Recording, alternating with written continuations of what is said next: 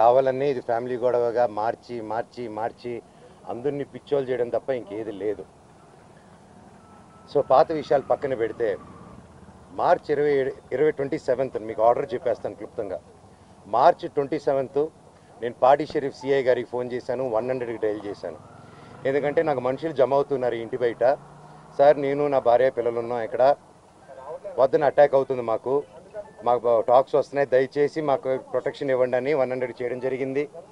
ఆ నైట్ కూడా సిఐ గారు పంపించి మమ్మల్ని ఇంటి బయటికి రమ్మన్నారు. నేను మేమెందుకు సార్ ఇంటి బయటికి రావాలని క్వశ్చన్ చేసి మీరు రాలేదు. ఆ నెక్స్ట్ రోజు మార్నింగ్ కూడా పోలీసులు ఉన్నారు, నేను షూటింగ్ వెళ్ళడం జరిగింది, నేను ఇక్కడ ఉండడం జరిగింది. ఏప్రిల్ 1న నేను ఇక్కడ ఏప్రిల్ 2కి మేము బర్త్డే చేసుకుందామని మేము మా వరకే చేసుకుందాము, ఈ దీంట్లో ఈ గోల్లో అందరినీ పిలుచుకొని ఇది ఒక్కర్లేదు, ప్రశాంతంగా పాపతో టైం స్పెండ్ చేసుకుందాం అన్న బావతో చేసుకుందాం అనే ఉద్దేశంతో ఎవరిని పిలుచుకోకుండా మేము చేసుకుందాం అన్న టైంలో 1వ తారీఖు పొద్దున 1వ తారీఖు ఆ ముందు రోజు రాత్రి మేము వెళ్ళి సరే ఓకే ఇక్కడ వద్దు జైపూర్కి వెళ్ళిపోదాం, ఇవన్నీ ఎందుకు హెడ్ఏక్, మేము 4 టికెట్లు బుక్ చేసుకొని వెళ్దాం అనుకునే టైంలో మా అందరికి ఇన్ఫామ్ చేసాం వెళ్తున్నామని. నేను వారం ముందు కూడా మా అమ్మగారికి కూడా క్లియర్గా చెప్పేశాను, నాకు విష్ణుకి ఏం కావాలో అన్నీ చేసుకోమన్నమా, నాకు అక్కడ లేను, నేను నా వైఫ్ నా భార్య కూతురి బర్త్డే సందర్భంగా మేము ప్రియాంప్ ఇచ్చేస్తాం, మాకు మీ ఆస్తి లేదు, ఇది ఆస్తి గొడవే కాదు, మా నాన్నగారికి ఎప్పుడో పెట్టేశాను, నాకు ఆస్తి వద్దు నాన్న, మీది ఆస్తి వద్దు, కానీ పిల్లల భవిష్యత్తుకి మీకు సంబంధం లేదా, అది దట్ ఈస్ ఎందుకంటే స్టూడెంట్స్ నమ్ముకొని వచ్చారు, వాళ్ళు నమ్ముకొని వచ్చారు, అక్కడ స్టార్ట్ అయ్యేంత దూరం వచ్చింది అది. ఈరోజు నాకు ఆశ్చర్యం ఏంటంటే సిఐ గారు మీరు ఇక్కడ ఉండట్లేదు కదా అన్నాడు నాతో. సార్ అయితే మార్చి 27 మీకు ఫోన్ చేశాను కదా సార్, ఇక్కడే కదా ఉన్నాను, మీరే కదా ప్రొటెక్షన్ ఇచ్చారంటే సైలెంట్ ఉంటాడు. ఆయన స్క్రీన్ షాట్స్ రికార్డింగ్స్ అన్నీ కూడా మీకు ఇమ్మన్నాడు, ఆయన పర్మిషన్స్తో మీకు ఇవ్వబోతున్నాను. అండ్ 1వ తారీఖున పొద్దున నేను ప్రెస్ బృందానికి లింక్ పంపించాను, వీళ్ళకి ఆల్రెడీ పంపించాను. ఏప్రిల్ నుంచి అప్పుడు డిసెంబర్ 8 స్టార్ట్ అయిన గొడవలకి ఈరోజు వరకు ఒక్క ఛార్జ్ షీట్ ఫైల్ చేయలేదు. ప్రూఫ్స్ ఇచ్చాను, కత్తులు గన్నులతో కొట్టరా అని చెప్పి మా మీదకి వచ్చారు, కర్రలతో వచ్చారు, గన్నులు తీశారు, ఇవన్నీ ప్రూఫ్ సిఏ దగ్గర ఉన్నాయి, అన్నీ ఉన్నాయి, మీకు చార్ట్ హిస్టరీ నేను ఇస్తాను. అయినా కూడా ఈరోజు పడలేదు. ఓకే సార్, సార్ కనీసం నా ఇంటికి దౌర్జన్యంగా వచ్చారు, ఆ రోజు పొద్దున్న నేను ఉంటే నా పెట్స్ ఉన్నాయండి లోపల, 3 పెట్స్ ఉన్నాయి, నా రూము అన్నీ నా చిన్నప్పటి నుంచి వస్తువులు, నా పిల్లల వస్తువులు, నా భార్య వస్తువులు. అంటే ఒక మగాడు నేను ఊరిలో ఉన్నప్పుడు లేని ధైర్యం, నేను ఊరు దాటిన వెంటనే జైపూర్కి పాపనెత్తుకొని వీడు పాప బర్త్డే బిజీలో ఉంటాడు, ఈ టైంలో కొట్టొచ్చా అని కేవలం విష్ణు ప్లాన్ వేసుకొని తెల్లారుజామున ఏప్రిల్ 1 5:40కి ఇదే రోడ్లో ఉన్న కెమెరా సీసీటీవీ, మా ఇంట్లోనే సీసీటీవీలు వాళ్ళు ఫేమస్ కదా, పోయినసారి గొడవ అయినప్పుడు వాళ్ళు నా మీద కంప్లైంట్ వేసి వాళ్ళే సీసీటీవీ దాచిపెట్టారు.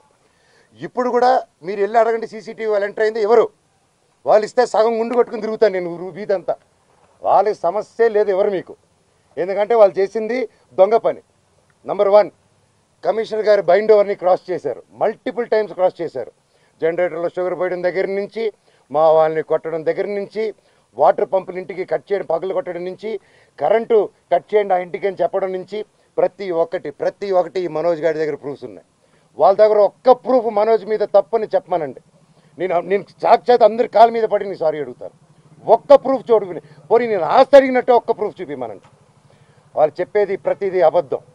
ఏప్రిల్ 1వ తారీఖున దౌర్జన్యంగా 30-40 కార్లు, ఆ వీడియో కూడా ఇచ్చాను మీకు, 30-40 కార్లు ఇదే వీధిలో వచ్చి మా సెక్యూరిటీ గేట్లు దూకి స్టంప్స్లో బూతులు మాట్లాడి నా సెక్యూరిటీని కొట్టి 3 గంటల వరకు బంధించారు లోపల. నేను 100కి చేశా, పోలీసుకి చేశా, సార్ కమిషనర్ గారికి చేశా, డీసీపీ గారితో మాట్లాడారు మా వైఫ్, సార్ ఇలా అయ్యింది, పెట్స్ ఉన్నాయి, అన్నీ పగలగొడుతున్నారు, మా వస్తువులన్నీ లోపల, నా రూమ్ వస్తువులన్నీ పగలగొట్టేశారు, నా బాబు ఫొటోస్, నా పాప ఫొటోస్, చిన్నప్పటి నుంచి ఉన్న వస్తువులు, నా పాప కోసం ఉన్న చిన్న చిన్న నగలు మేము బర్త్డే కోసం కొనుక్కున్నట్టువి ప్రతిదీ పగలగొట్టి ఎక్కడేశారో కూడా తెలియట్లేదు. నా కారు, నా 2016లో కొనుక్కున్న నా కారు టో చేసుకొని ఆల్మోస్ట్ 9 ఇయర్స్ కారు, నాకు చిన్న నేను పాత వస్తువులు అన్నీ ఎత్తి పెట్టుకుని ఉంటానండి, నేను అవే వాడుకుంటూ ఉంటాను, అండ్ నాకు ఆ సోకులు లేవు, అది తీసుకొచ్చి ఆ కార్ని టో చేసుకొని తీసుకొచ్చేసి వెళ్ళిపోయి ఆ రోడ్డు మీద వదిలేరు. నా మా వైఫ్ కారు మినీ కూపర్, దాన్ని టో చేసుకొని తీసుకొచ్చి ఆ గ్రౌండ్లో వదిలేరు. ఆ గ్రౌండ్లో వదిలి అక్కడ ఖర్చీపులు కట్టుకొని రౌడీ షీటర్లు అందరూ దిగి దగ్గరుండి దాన్ని టో చేసుకొని మళ్ళీ తీసుకెళ్ళి అక్కడ వదిలేరు. ఇవన్నీ గురువారెడ్డి గారికి, అవునా ఇంత గలీజ్గా ఎందుకు చేస్తున్నారు, ఇది బాగాలేదు మనోజ్ గారు అని చెప్పి సీఏ గారు చాలా ఫీల్ అవుతున్నారు కానీ యాక్షన్ తీసుకోలేదు. నేను వెళ్ళండి సార్ మా వాళ్ళు ఉన్నారంటే ఇంటికి వెళ్ళారు. ఇంటికి వెళ్ళి మా సెక్యూరిటీ ఎక్కడని చూశారు. వచ్చేసారు రోజు గారు అన్నారు. సార్ నా ఇంట్లో అంతమంది దూరిపోయి అంత 5 ఎకరాలు అక్కడ ఉండే 3 acres ఇంట్లో మీరు అక్కడ లేదు అంటే ఎలా సార్, మీరు వెతికారంటే నాకు చేశారా సార్ అంటే అది లేదన్నారు. అక్కడ లేరు మనోజ్ గారు, నేను ప్రొటెక్ట్ చేస్తా అన్నారు. ఇది పొద్దునైంది. సాయంత్రం 3 గంటలకి ఇదే మనుషుల సెక్యూరిటీ గార్డ్ని కారులో వేసుకొని వాళ్ళతో బెదిరించి వాకుమూలన తీసుకొని సిఐ గారికి వచ్చి పోలీస్ స్టేషన్లో అప్పచెప్పారు. ఇప్పుడు పొద్దున అదే సిఐ గారు అక్కడ ఎవరు లేరన్నారు. ఇప్పుడు తిరిగి అప్పచెప్పారు. సార్ మీకే ఇది చేశారు కదా, మీరే నాకు అఫీషియల్గా చెప్పున్నారు, కేసు కట్టండి సార్ అంటే కట్టట్లేదు. పోనీ వాళ్ళిద్దరు సెక్యూరిటీలు సార్ మమ్మల్ని కొట్టారని కేసు పెడుతుంటే వాళ్ళు కేసు తీసుకోవట్లేదు. ఆ నోట్ చేసుకొని ఎఫ్ఐఆర్ చేయాలంటే ఇదంతా నేను పై వాళ్ళతో మాట్లాడాలి, నేను నాకు రైట్ లేదు అంటున్నాడు. పోనీ నేను నేను జైపూర్ నుంచి ఒక పక్క పాప బర్త్డే సెలబ్రేట్ చేసుకుంటూ జైపూర్ నుంచి మెయిల్ పెట్టాను. సార్ ఇలా జరుగుతుంది, గివ్ ప్రొటెక్షన్, కనీసం నా పెట్స్కి ఏం చేయకుండా చూడండి అనేసి యాజ్ సింపుల్గా నేను పెట్టాను. దానికి కలెక్టరేట్కి పెట్టాను, అందరికీ పెట్టాను. పెడితే నో రిప్లై. దానికి నేను డిజిటల్ సిగ్నేచర్ చేసి పంపించాను, నో రిప్లై. ఇవంతా చెల్లవు అని చెప్పి సిఐ గారు చెప్పారు. పోనీ కంప్లైంట్ వచ్చింది కదా సార్, యాక్షన్ తీసుకుంటే లేదు. సరే నేను ఊరి నుంచి వచ్చాను, ఊరి నుంచి వచ్చింది ఇమీడియట్గా కంప్లైంట్ డ్రాఫ్ట్ చేసి. ఈ గ్యాప్లో ఏమైంది, అదే రోజు 1వ తారీఖు బార్జిన్ అయ్యారా, నేను జైపూర్కి వెళ్ళానా, అదే రోజు నైటు విష్ణు ఎక్కువ అతను ఫాలోయింగ్ కారు ఉంటుంది, ఎక్కువ కారులో అతను మనుషులు వచ్చి నా నార్సింగ్లో నా ఆఫీస్కి గోడలు దూకి లోపలికి వచ్చి నా కారుని దొంగ కీ పెట్టి స్టార్ట్ చేసుకొని ఆ కారు దొంగతనం చేశారండి. అంటే ఎందుకు ఇంత దరిద్రానికి దిగజారుతున్నాడో నాకు అర్థం కావట్లేదు.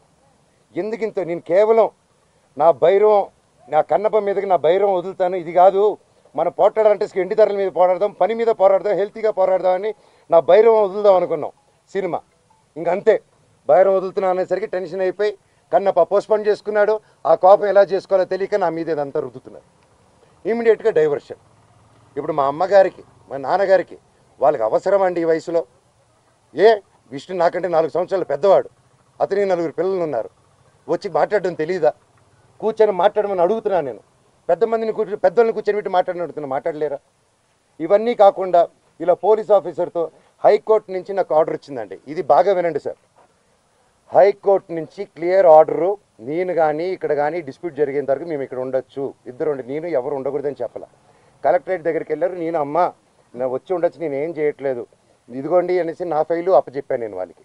నేను వీళ్ళకి సినిమాలు పనిచేసినప్పుడు, నేను క్యాంపస్కి పనిచేసినప్పుడు ₹1 ట్రాన్సాక్షన్ వాళ్ళ దగ్గర నాకు వచ్చిందని చెప్పమానండి.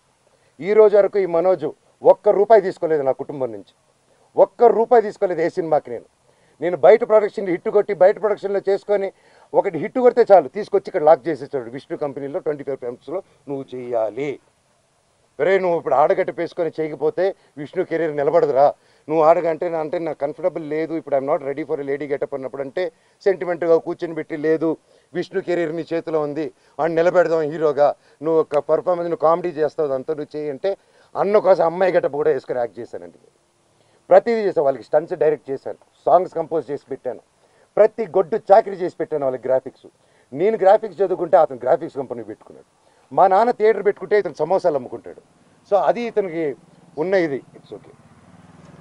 సో మొన్న ఇప్పుడు coming to the point, high court order ఇచ్చిందండి, మేము ఉండొచ్చు వాళ్ళు ఉండొచ్చు, వీక్లీ వన్స్ పోలీసు రావాలని. వీళ్ళు ఏం చేశారు, లోవర్ కోర్టుకి వెళ్ళి, అండ్ మాకు కేవేట్ వేస్తున్నాం అక్కడ, మీకు అందరికీ తెలిసేది.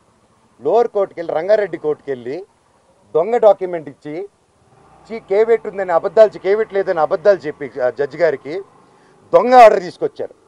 కోర్టుని చీట్ చేశారు, కోర్టుని చీట్ చేసి స్టే తెచ్చారు. ఆ స్టే కూడా నాకు రాలేదండి. నేను ఇంట్లో నుంచి బయలుదేరడం, ఇల్లంతా ధ్వంసం చేసి పోలీసులు చెప్పా, నాకు నోటీస్ వచ్చింది తెలియదు, ఏం తెలియదు, ఏంట్రా రాజ్యాంగాన్ని ధైర్యం అనుకుని సార్ ప్లీజ్ సార్ అంటున్నాను, వినట్లేదు. 3వ రోజు నేను ఇక్కడికి వచ్చిన సార్ ఏం జరుగుతుందంటే మీ మీద ఆర్డర్ వచ్చింది సార్ అన్నాడు. ఆర్డర్ ఏంటి సార్, స్టే ఎందుకు వస్తుంది, కేవేట్ ఉంది సార్ హైకోర్టులో, ఆర్డర్ ఎలా వస్తుంది సార్ అన్నాను. ఇదిగోండి అంటే మేము కనుక్కుని, మాకు ఎవరు పంపించలేదు, పోస్ట్ రాలేదు, ఏం రాలేదు, ఒకసారి కనుక్కోండి. సో ఆర్డర్ రాలేదు మాకు. ఇది రాగానే నేను ఛాలెంజ్ చేశాను కోర్టుది. 15th కేసారు, నేను లేదండి ఇది అర్జెంటు, మీకు ఏదో చీటింగ్ జరిగింది అక్కడ, we want to prove it అని.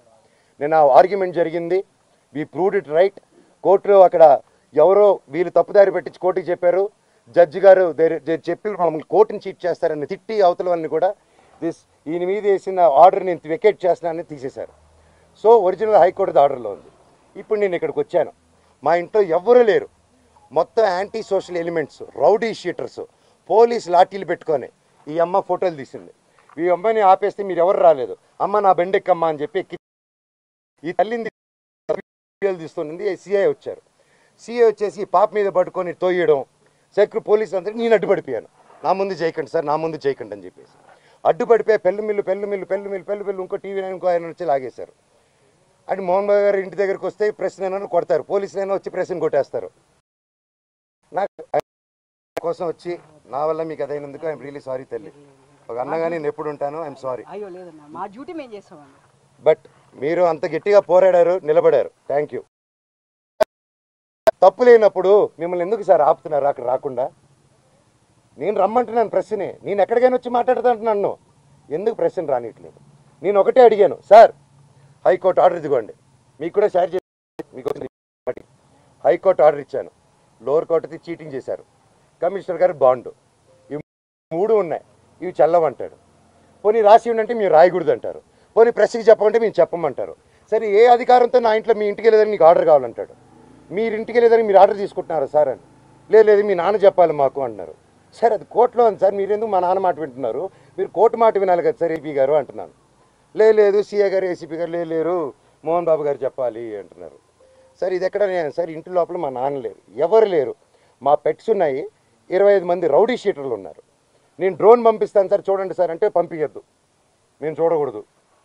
పోనీ నేను ఇక్కడ ఉంటాను సార్, మీరు లోపలికి వెళ్ళిన పెట్స్ నేను కుక్క పిల్లలన్నీ ఇచ్చేయండి సార్, తీసుకెళ్ళిపోతాను. 3 ఉన్నాయి సార్, వాళ్ళు నీళ్ళు పెడుతున్నారు, ఏం పెడుతున్నారు, ఎండాకాలం మేము చూసుకుంటాను సార్, పిల్లల్లా పెంచుకుంటాం వాటిని, మేము నా కాదు మీరు వెళ్ళి తండ్రి సరే దండం పెట్టుకున్నాను, కాలు పట్టుకుంటాను సార్ అన్నాను. నేను కళ్ళల్లో నీళ్ళు వచ్చేసింది, ఆ పెట్స్ వచ్చేసి గేటు సందుల్లో. మీకు సీఎం రేవంత్ రెడ్డి గారిని, బట్టి విక్రమార్క గారిని, ప్రతి ఒక్కరిని, లీడర్స్ని, పోలీస్ డిపార్ట్మెంట్ని, కోర్టులని, కలెక్టరేట్ని, హ్యూమన్ రైట్స్ని, ఇది అన్యాయం అండి. కోర్టు ఆర్డర్లతో వచ్చినా కూడా అలో చేయట్లేదు. గొడవ జరగలేదు, నా ఇంటికి వెళ్తుంటే నన్ను అలో చేయట్లేదు. సరే ఏంటో చెప్పండి, అంతే అడుగుతున్నాను. నాకు సిఐ గారు ఏసీపీ గారు నన్ను ఎందుకు ఈరోజు అలో చేయలేదని మాత్రం నాకు ఒక లెటర్ ఇస్తే నేను వెళ్ళి జడ్జికి పెట్టుకుంటాను. సార్ హైకోర్టులో మీరు ఇచ్చింది నన్ను పంపిరంట, లోవర్ కోర్టులో ఇచ్చింది పంపిరంట, మీరు బైండ్ ఓవర్ ఇచ్చింది నాకు వర్తిస్తుంది, విష్ణుకి వర్తించిందంట. విష్ణుకి 25 మంది సెక్యూరిటీ వాళ్ళు పెట్టుకోవచ్చు సార్, మేము ఎలా అడుగుతాం అంటున్నారు. ఆ వీడియోలన్నీ నా సెల్ ఫోన్లో ఉన్నాయి. నా సెల్ ఫోన్లో తీస్తుంటే వాళ్ళని వచ్చి లాక్కుంటున్నారు.